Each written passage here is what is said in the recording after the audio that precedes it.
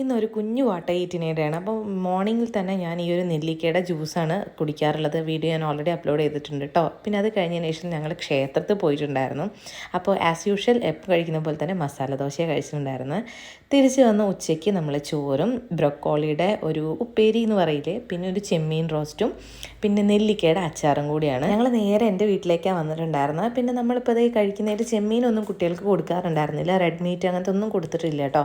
അവർക്ക് ബ്രൊക്കോളി ഭയങ്കര ഇഷ്ടമാണ്. രണ്ടുപേരും കഴിച്ചിട്ടുണ്ടായിരുന്നു. എനിക്ക് എന്തായാലും ഉച്ചയ്ക്കത്തെ ഫുഡ് ഭയങ്കരമായിട്ട് ഇഷ്ടമായി. പലർക്കും ബ്രൊക്കോളി അത്ര ഇഷ്ടമാവാറില്ല കേട്ടോ. പിന്നെ ഞാൻ കുറച്ച് കഴിഞ്ഞപ്പോൾ ഒരു സ്ട്രോബെറിയും മിൽക്ക് ഷേക്കും കൂടെ ജസ്റ്റ് ഒന്ന് അടിച്ചിട്ടുണ്ടായിരുന്നു.